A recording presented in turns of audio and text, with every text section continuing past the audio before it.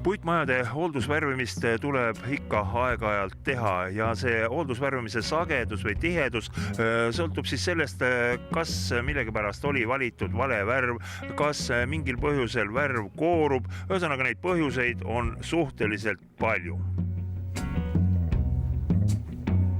Mis teie maja juures oli see peamine põhjus, miks see hooldusvärvimise suur töö sai ette võetud? Iga puitmaja, milliselt aga valmistatud ei oleks, vajab teatud aja jooksul kindlasti hooldust. Esiteks, 10 aasta tagune värvimine ei saanud võib-olla kõige õigematel alustel tehtud. Ei olnud nii head tehnoloogiat, ei olnud võib-olla nii häid inimesi, kes seda suutsid teha. Nii et üks põhjus kindlasti oli see, et see värv oli kahjustunud. Teiseks kindlasti oli see, et värvitoon ei saanud see, mis oli algselt planeeritud.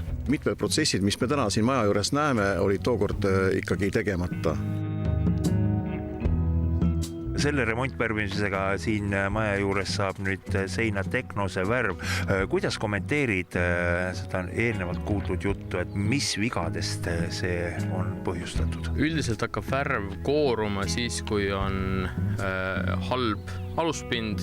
Aluspind on näiteks niiske, kui värvitakse, või siis mingisugune niiskus kuskil liigub puidu seest välja. Pleekimine on tavaliselt pigem sellest, et kasutatakse tumedaid toone, nagu ka tegelikult siin näha on, siis kõik pigmendid ei ole väga UV-kindlad ja see UV hakkab seda pigmenti tapma. Sellega lähebki see pind heledaks. Mida annab krunt sellisel hööveldatud lauapinnale? Krunt tagab nakke.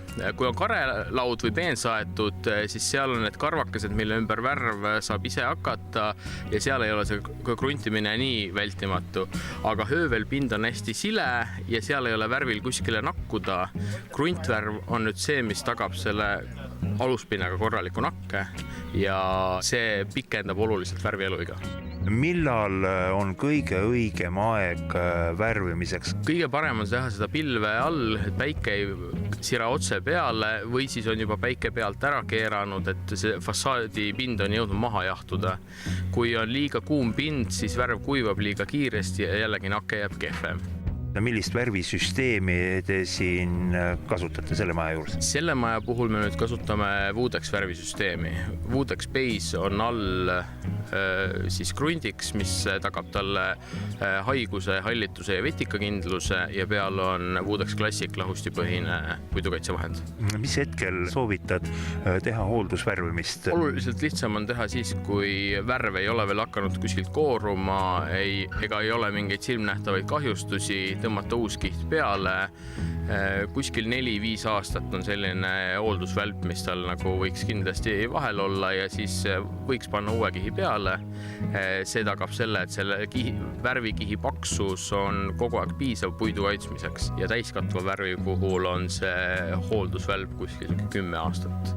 Ning teema kokkuvõtteks tahaksin oma poolt lisada, et ega see värvimistöö nii lihtne ei olegi, kui eemalt paistab. Kui te võtate selle töö ette või planeerite värvimis- või hooldusvärvimistööd, siis kõigepealt valige hoolikalt värv või õigem oleks öelda värvisüsteem. Ärge omavoliliselt segage kokku erinevate tootjate tooteid pelgalt hinnast lähtudes. Vaadake, milline on ilm, et pinnad saaksid kuivada normaalselt ning heitke pilka värvitootja koduleheküljele, et sealt saada teada täpne tehnoloogia. Tehke tööd hoolsalt ja siis tuleb teil seda ka harvemini teha.